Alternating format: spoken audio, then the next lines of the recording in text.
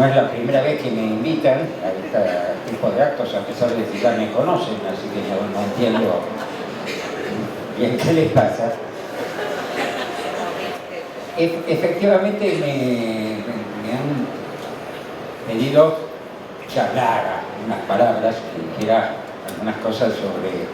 el libro de Juan Dalmaso. Como se dijo aquí recién, me tocó presentarlo mucho más largamente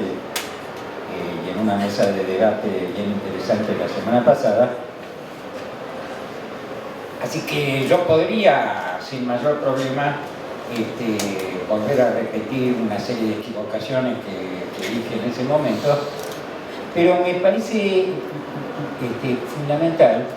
porque no es solamente el libro de Juan, ni es solamente el libro del que acaba de hablar Alejandro, ni es solamente el libro de Rosa Luxemburgo, lo que estamos presentando acá, sino el lugar que estos textos en particular ocupan en un proyecto de vastísimo alcance, como es el de la editorial en su conjunto, de las diferentes colecciones. Y entonces yo quería destacar este marco en el cual, y este entramado de textos, digamos, en el cual tenemos que inscribir también estos libros, bueno, en particular el que me tocaría comentar a mí, que es el de Juan Dalmaso. Porque me parece que responde a algo que viene de mucho más atrás, que tiene por lo menos un siglo y medio de tradición en el marxismo, que es, esto se mencionó acá, la importancia que el propio Marx le daba a los emprendimientos editoriales, y yo diría más, diría la importancia que ha tenido siempre para la tradición marxista el debate de ideas a través de cosas como un gran emprendimiento editorial. Porque hay un comentarista que dice: Carlos Marx fue el hombre más culto del siglo XIX, en Europa por lo menos. Era un hombre que conocía perfectamente toda la cultura greco-latina, leía corrientemente el griego y el latín, conocía a Homero y a los trágicos griegos. Era un hombre que sabía Shakespeare prácticamente de memoria. Hay largas citas en las obras de Marx que podrían encontrar estos autores que estoy hablando. Era un hombre que estudió castellano para poder leer el Quijote en el original, y que estudió ruso para poder leer a los grandes escritores, a Lermontov, a los grandes escritores rusos del siglo XIX, y por supuesto también para poder conocer más íntimamente el proceso de las comunas rusas. Se sabe que en la última época de su trabajo y de su vida estuvo muy preocupado por eso. Y entonces es alguien que inaugura, digamos, para toda la tradición marxista posterior, este tipo de preocupaciones. Digo, acá la editorial ha publicado las conversaciones, los intercambios de Trotsky con André Breton, ¿no es cierto? Pero también tenemos ese libro de Trotsky que se llama Literatura y Revolución, donde, entre muchas otras cosas, Trotsky, con todas las reservas del caso, pero elogiosamente hace su larga recensión crítica de un autor francés como Louis Ferdinand Céline, que fue un colaboracionista, antisemita, fascista, protonazi. Walter Benjamin entró en un ríspido pero muy interesante y productivo diálogo con Carl Schmitt, otro pensador protonazi. Heidegger, otro, que alguna vez dijo que cuando estaba escribiendo Ser y Tiempo, su libro de cabecera era Historia y Conciencia de Clase de Lukács. Gente como Adorno, como Marcuse, en general los miembros de la llamada Escuela de Frankfurt, se dedicaron mucho tiempo y muy profundamente a estudiar a Freud. Bueno, había aparecido esta cosa nueva en la cultura occidental, de la cual el marxismo más informado tenía que dar cuenta también con todos los debates que se dieron. Bueno, Althusser con Lacan, así podríamos seguir durante horas haciendo el listado de todos estos intercambios. ¿Qué quiero decir con esto? Que está en el corazón mismo de la tradición marxista este impulso, este espíritu de confrontación con otras tradiciones culturales, filosóficas, literarias, científicas. Por supuesto, en primer lugar, para enriquecer las propias categorías de interpretación de la realidad. ¿Para enriquecerlas de qué manera? No por un mero afán de acumulación erudita de conocimientos y saberes, aunque esto por sí mismo no dejaría de tener cierto mérito si uno toma en cuenta, esto ya lo había insinuado en alguna parte Engels y lo desarrolla Lukács también muy profundamente, si uno toma en cuenta que la burguesía, una cosa que ha hecho la burguesía es degradar absolutamente su propia cultura, mercantilizándola hasta hacerla ya irreconocible. Entonces no sería poca tarea para el marxismo rescatar lo mejor, esto lo señala claramente Trotsky en varios de sus escritos, rescatar en un nuevo contexto y con nuevas finalidades, por supuesto, lo mejor de esa cultura del pasado que ha sido tan bastardeada, digamos así, por la mercantilización. Pero ni siquiera se trata solamente de esto. Esto que yo decía, ya esto no dejaría de tener un mérito interesante, no se trata de esta mera, decía yo, acumulación erudita de saberes, lo cual se limitaría a colocarse en una suerte de posición burguesa de puro consumo, sino que se trata de considerar para los marxistas la cultura como un campo de batalla, la cultura como un escenario privilegiado donde a través de las mediaciones simbólicas que correspondan del lenguaje, de la creación poética, literaria, artística, se inscriben también los grandes conflictos de la humanidad, los grandes conflictos sociales, incluida, por supuesto, la lucha de clases. Y entonces, para esta tradición, esta confrontación dialéctica que yo decía con otras tradiciones, con otras culturas, con otras formas de pensamiento, no es un valor en sí mismo. Que lo es, pero no es un valor en sí mismo, no es un valor que alcance para rescatar este impulso, sino que se trata en todo esto de el entretejido con la propia práctica política, con la propia práctica de la lucha de clases para la producción de una cultura nueva. Para crear los elementos de ese proceso de producción, si se me permite esa expresión, de esa cultura nueva. Y un proyecto editorial, como el que estamos presentando aquí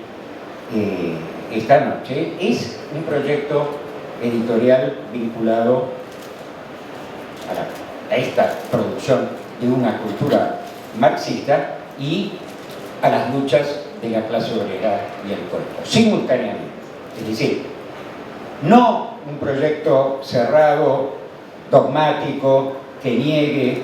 neciamente las otras culturas y las posibilidades de diálogo, todo lo conflictivo que sea necesario con ellas, pero tampoco una suerte de mezcolanza ecléctica, ¿no es cierto?, que diluya el lugar específico de quienes llevan adelante este proyecto editorial en la lucha de clases y la firmeza de su posición política. Es esta síntesis compleja la que un emprendimiento editorial de este tipo debería expresar. Y es en este proyecto, y no en cualquier proyecto editorial, ni tampoco en cualquier proyecto político, Es en este proyecto que se inscriben estos libros que estamos presentando, en el caso particular el libro de Juan Dalmaso, que se inscribe de varias maneras en este proyecto. Y sin duda, una de las maneras es el rescate que hace Juan de una potencial, posible diálogo entre Trotsky y Gramsci, entre Gramsci y Trotsky, ¿cierto? Por supuesto, en este caso se trata de un diálogo entre dos importantísimos personajes que pertenecen a la misma cultura y a la misma tradición marxista, pero que no por ello, como suele suceder y como corresponde que suceda, dejan de tener importantes diferencias también, ¿cierto? De la misma manera que, bueno, Rosa Luxemburgo no se puede decir que fuera trotskista exactamente, y hay diferencias y hay debates entre Rosa y Trotsky. Pero estos posicionamientos diferentes no significan que no podamos y debamos, en el espíritu de una empresa, de un proyecto editorial como el que aquí estamos comentando, no sea nuestra obligación incluso tratar con el mayor desprejuicio posible de encontrar todos los puentes. Me parece importante decir esto porque en la presentación del libro de Juan la semana pasada en la Facultad de Ciencias Sociales sucedió algo cuando se le dio la palabra al público. Alguien, no importa, no lo conozco, no sé quién era, hizo toda una bajada de línea, no puedo llamarlo de otra manera, en el peor sentido del término, explicando que Gramsci estaba completamente en contra de Trotsky, que Gramsci incluso había apoyado la posición de Stalin, ¿no es cierto?, a propósito del socialismo en un solo país, y que por lo tanto Gramsci era poco menos un stalinista despreciable, con el cual no valía la pena entrar. Bueno, esto es exactamente lo contrario de lo que yo por lo menos pienso que debería ser un proyecto editorial como este que estamos comentando, ¿no es cierto? Porque sí, digo, si Lukács puede entrar en diálogo con Heidegger y si Benjamin puede entrar en diálogo con Carl Schmitt, tendríamos que ser demasiado pretenciosos para decir que Trotsky no puede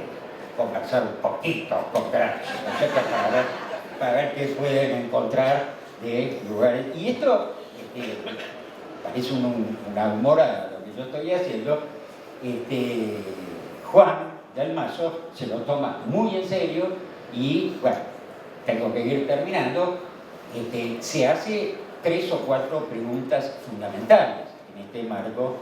y en este contexto, preguntas que tienen que ver con la posibilidad, por ejemplo, de encontrar una confrontación productiva entre el concepto gramsciano de hegemonía y el concepto de revolución permanente en Trotsky, entre los conceptos de cesarismo y bonapartismo, respectivamente,